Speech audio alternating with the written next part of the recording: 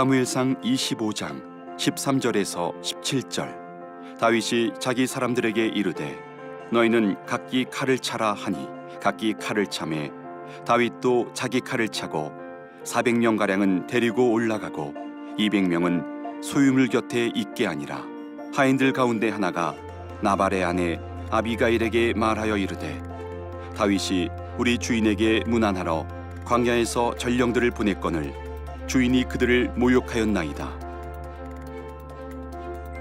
우리가 들에 있어 그들과 상종할 동안에 그 사람들이 우리를 매우 선대하였으므로 우리가 다치거나 잃은 것이 없었으니 우리가 양을 지키는 동안에 그들이 우리와 함께 있어 밤낮 우리에게 담이 되었음이라. 그런즉 이제 당신은 어떻게 할지를 알아 생각하실지니 이는 다윗이 우리 주인과 주인의 온 집을 해하기로 결정하였음이니이다. 주인은 불량한 사람이라 더불어 말할 수 없나이다 하는지라.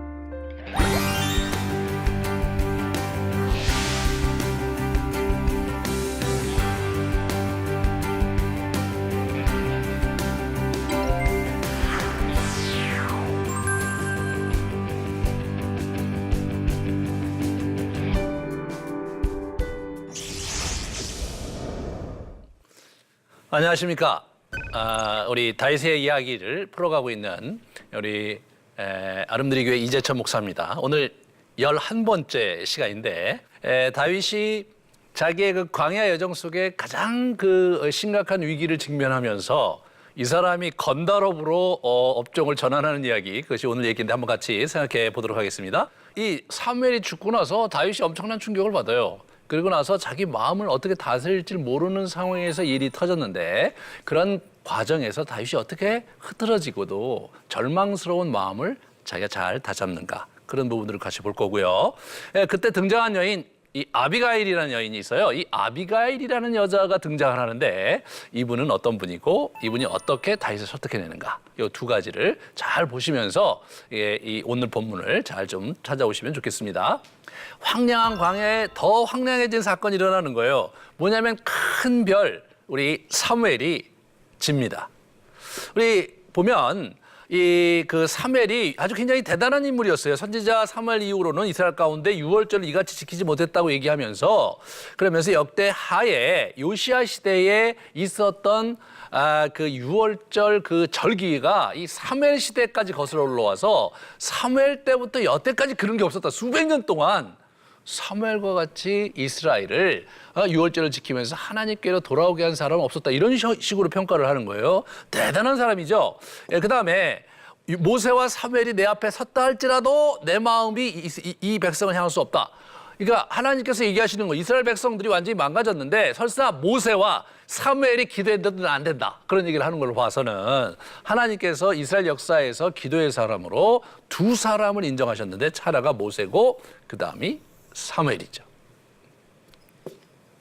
그래서 우리가 이제 사무엘이 죽고 나서 이 사람이 엔게디에 있다가 이 바란 광야로 갑니다. 우리가 이제 오늘 본문에서 1절에 보시면 바란 광야에 갔다 그러면 뭐 바란 광야에 가셨나 보다 이렇게 생각할 수 있을지 모르지만 이게요, 완전히 시내산 남쪽으로 쑥 내려가는 거거든요. 이게 지금 이 장면을 우리가 잘 이해를 하셔야 돼요. 여기 바란 광야가 여기예요. 여기까지 그냥 내려간 거예요. 여기도 광야지만 여기는 더 심각한 광야입니다. 이런 데로 간 거예요. 이게 바란 광야의 사진이거든요. 여러분이 그 여기를 갔다면 왜 갔겠어요? 여러분 생각해 보세요. 지금 다윗이 제정신으로 간 게 아닌 게 분명하죠. 자기 600여 명의 식솔을 데리고 여기까지 간 거예요. 왜 그랬겠어요? 이 사람이 마음이 굉장히 힘들었던 거죠. 여러분, 사무엘이 죽었다는 것이 다윗의 인생에 어떤 의미인지 여러분 생각해 보셔야 돼요. 지금 이 사람은 어떻게 되냐면 사울에게 쫓겨서 사울의 정권을 이렇게 무너뜨리고 찬탈하려고 하는 자로 완전히 정치적으로 매도되어 있습니다. 그리고 사울을 무너뜨릴 자로 그렇게 알려져 있어요. 그러면 우리 다윗이 복권하면서 자기의 인생을 되찾으려면 어떻게 되냐면 그런 게 아니다. 다윗은 하나님이 특별하게 기름 부음 받은 자다. 하나님에 의해서 그걸 내가 기름 부어줬다라고 누가 얘기해야 되냐면 사무엘이 얘기해야 사무엘이. 여러분 그게 집에서 사적으로 기름 부음을 받았잖아요. 여러분 16장 기억하시면 알겠지만.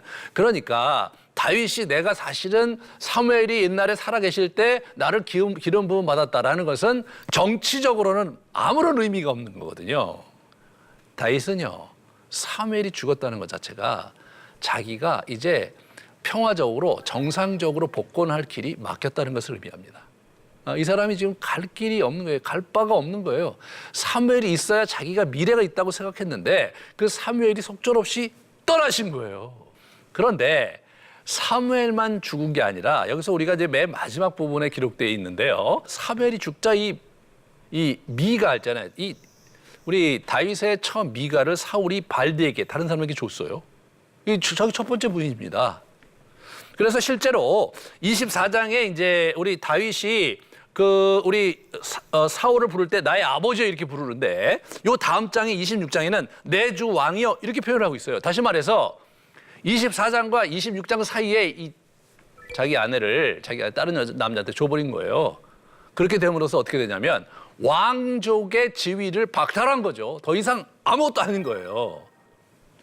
nothing이 내가 nothing이 nobody가 된 거예요. 이 사람이 somebody로 왔다가 nobody로 전락해버린 거란 말이죠.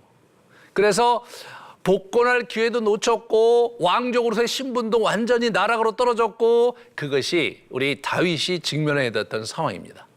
와, 여러분 24장에 어떤 일이 있었습니까?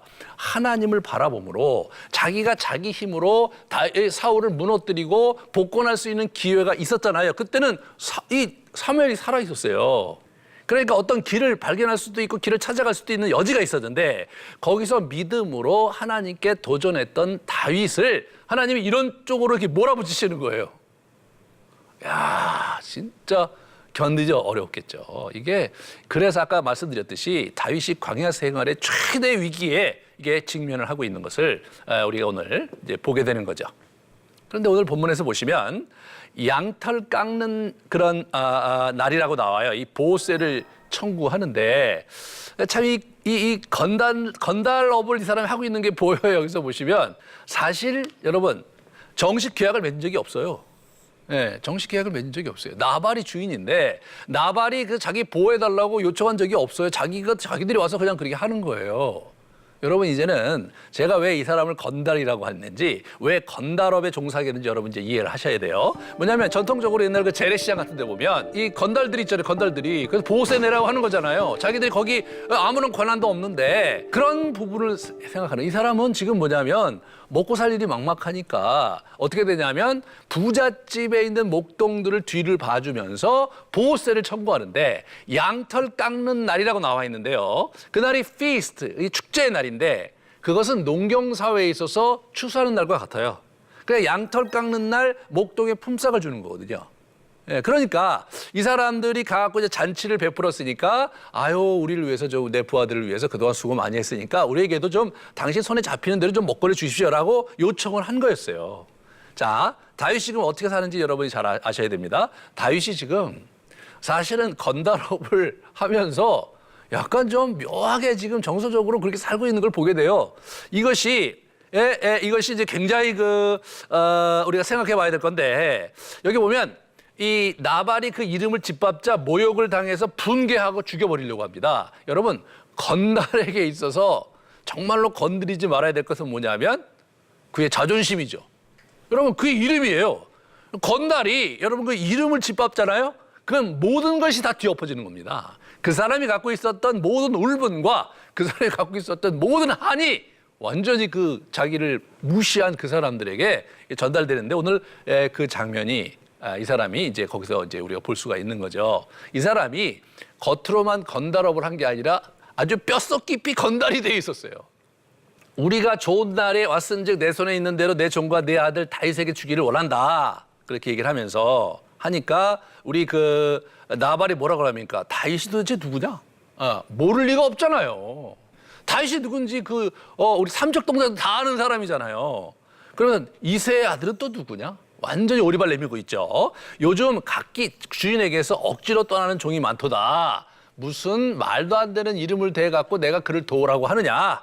내가 그래서 내 떡과 물과 내 양을 깎는 자를 위하여 잡은 고기를 가져다가 어디서 왔는지도 알지 못하는 도대체 어디서 굴러먹다 오는지 모르는 놈이 와갖고 내 그 소중한 음식을 달라고 하니 내가 어떻게 주겠느냐 이렇게 하면서 완전히 무시해버리는 거죠. 그러니까 어떻게 합니까? 다윗이 아주 이 건달의 근성이 나오는 거죠. 그 말 딱 듣고 어떻게 합니까? 야, 칼을 차. 칼을 찹니다. 그리고 다윗 자신도 칼을 차요. 칼을 찹니다. 화가 나서 주먹질 할 수도 있겠죠. 하지만 칼을 차라는 게 이 사람이 지금 아주 굉장히 화가 난 거예요. 자기 딴에는 뭐라고 그러냐면 다윗이 내가 이자의 소유물을 광야에서 지켜 이 모든 것을 하나도 손실이 없게 한 것이 진실로 허사다. 그런 얘기를 하는 거예요. 아니 뭐 정식 계약을 체결한 거 아니잖아요. 자기가 궁에서 사람들 돌봐주고 있다가 나중에 이제 그렇게 이제 양탑강날 돼갖고 좀 더 이렇게 보호세 받고 이렇게 하는 그렇게 기생하면서 사는 주제에 내가 이런 일 했는데 다 허사다 이런 얘기를 하면서 뭐라고 얘기합니까? 내가 그에게 속한 모든 남자 가운데 한 사람이라도 아침까지 남겨두면 하나님은 다윗에게 벌을 내리시고 또 내리시기를 원한다. 여기서 여러분 하나님이 나와. 하나님이 나와요. 이야, 여기서 왜 하나님이 나옵니까? 여기서 이 사람이요. 제가 볼 때는 16장서부터 오늘 지금 5장까지 왔는데 가장 최악이에요. 네? 하나님을 이런 데 갖다 붙이는 정도 되면 이 사람은 신앙생활에 가장 밑바닥을 친다도 과언이 아닌 거죠. 완전히 맛이 간 거예요. 무슨 일이 일어날지 모릅니다. 우리가 여기서 두 번째 중요한 인물 나발을 잠깐 지금 보겠어요. 이 나발. 이 사람은 갈렙 족속의 굉장히 악한 부자. 나발이다. 이 갈렙은 여러분 여호수아 갈렙 그 갈렙이잖아요. 유다지파예요. 자, 말 안 통하는 이 벨레알의 아들이라고 나와요. 이 불량한 사람이라고 돼 있잖아요. 불량한 사람이라고 의역을 했는데 실제로 히브리어를 보면 벨레알의 아들 이렇게 벨레알의 아들. 근데 이 벨레알의 아들이라는 말이요. 이 다른 성경에 보면 하나님을 무시하고 악하게 사는 죽어마땅한 자들 이런 의미로 쓰여요. 그래서 이렇게 보시면 너희 가운데 어떤 불량한 배가 일어나서 너희 성읍 주민을 유혹하여 이르기를 너희가 알지 못하던 다른 신에게를 우리가 가서 섬기자 한다. 이렇게 이제 신명기에 나오는 이 불량배 이게 벨리알의 아들입니다. 이스라엘 백성을 다른 신에게 유혹받게 하는 자 벨리알의 아들입니다.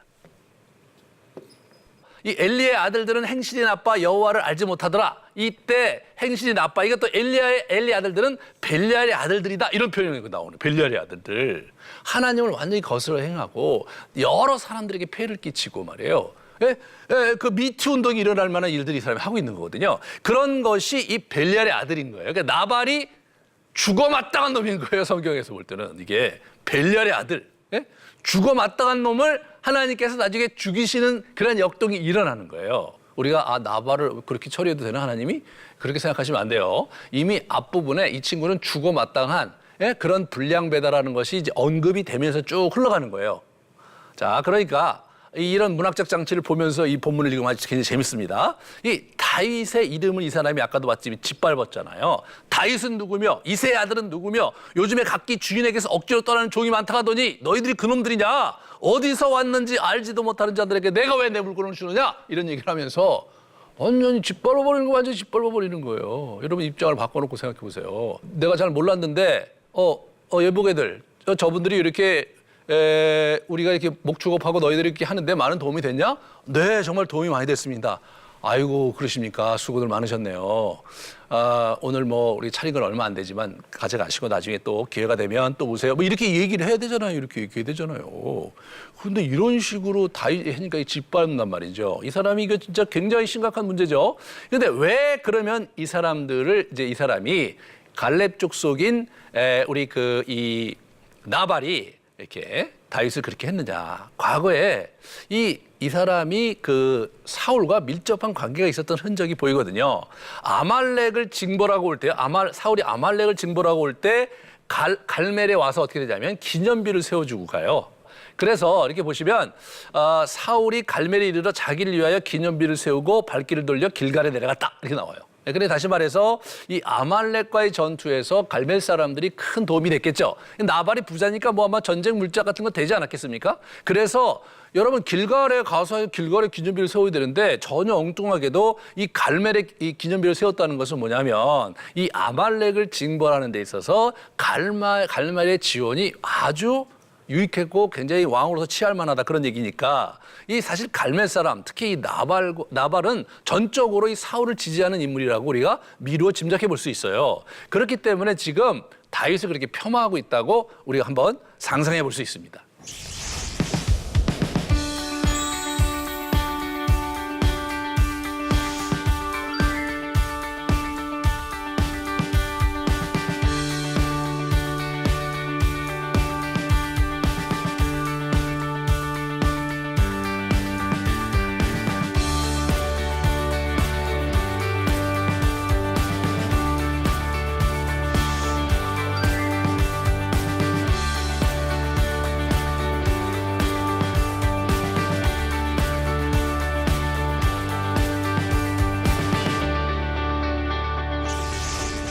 이때 우리가 세 번째 중요한 인물 아비가일, 낙이 타고 오는 여인을 우리가 같이 좀 주목하려고 합니다.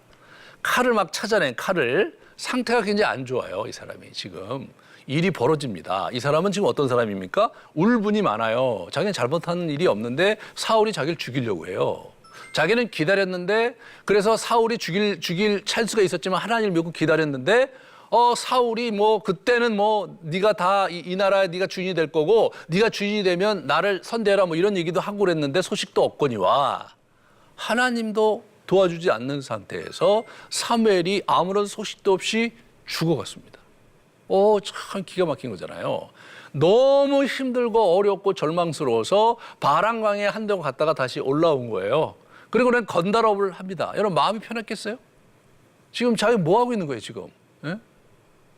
그래서 막 굉장히 어려운 상황입니다. 이 건달업을 하고 있는 게 그게 좋았겠냐 말이에요. 그런데 뭐예요? 나발이 걸렸던 거죠.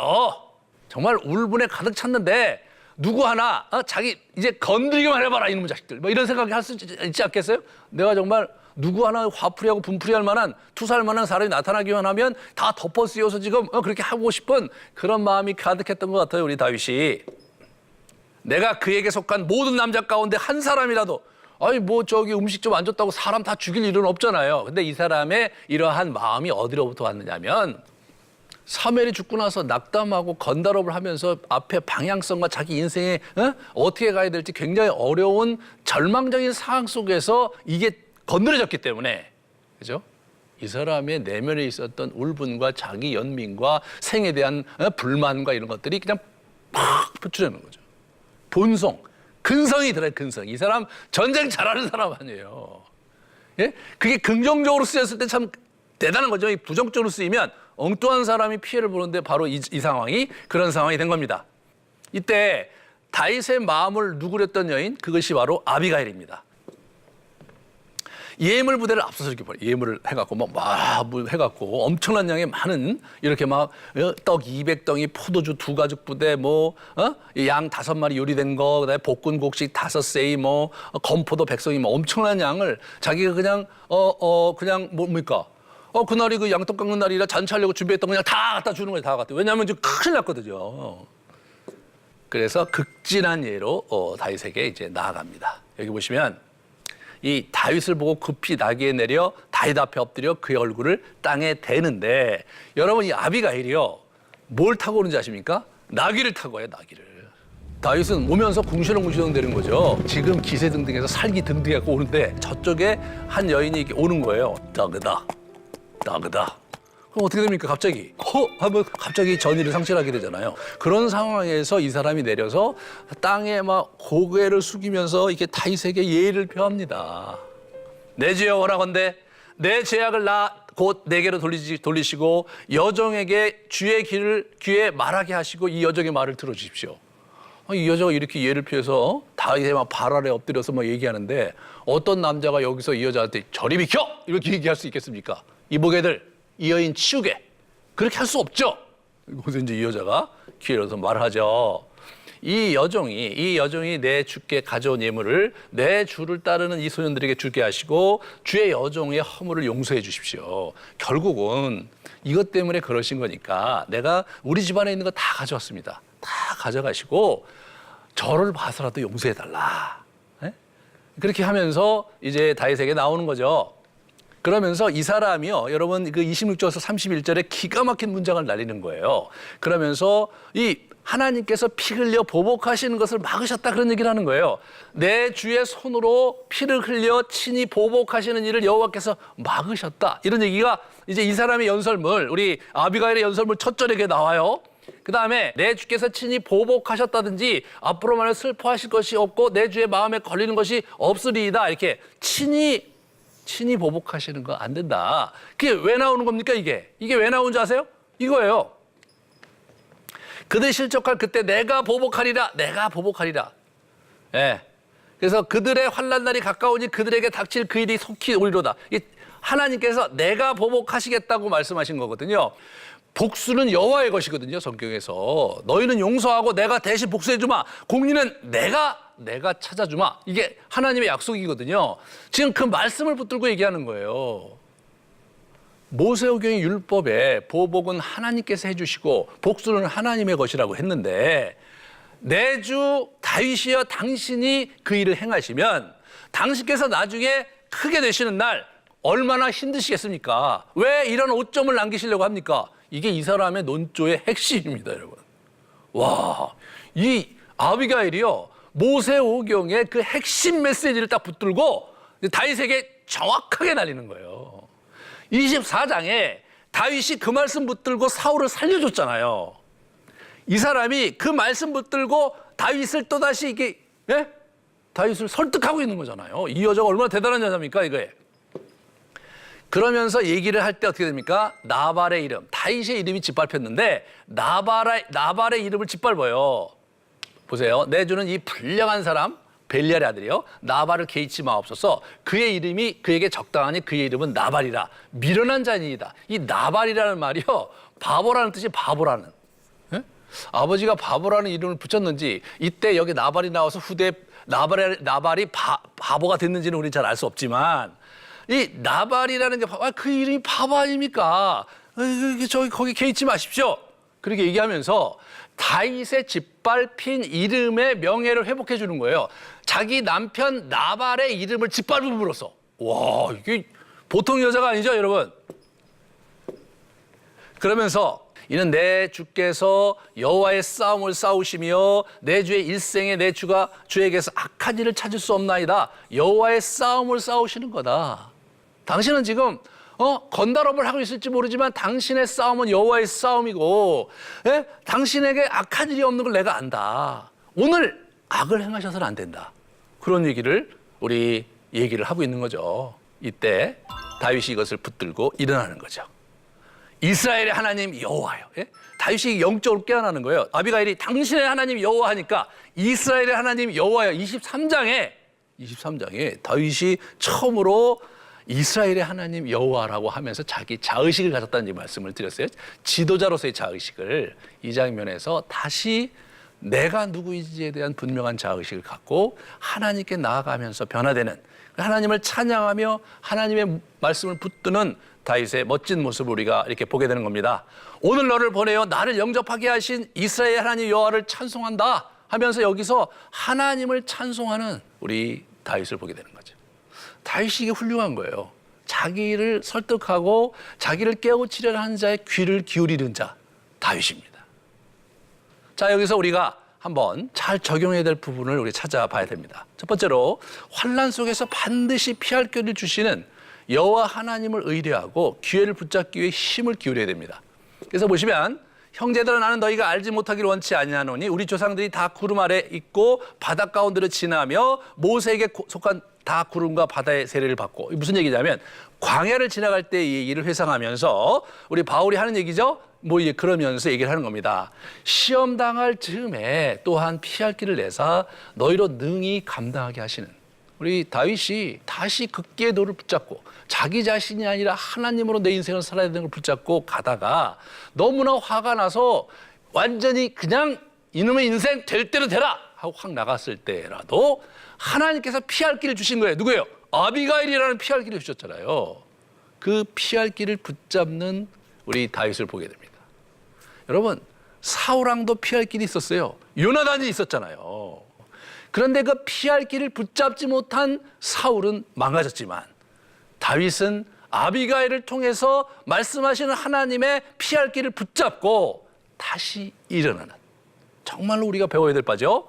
그 다음에 원수를 갚아주시는 하나님의 공의와 주권을 인정하고 복종해야 된다. 이게 이제 되게 중요합니다. 하나님께서 원수를 갚아주시는 것. 극궤도로 나가야 되는 거예요.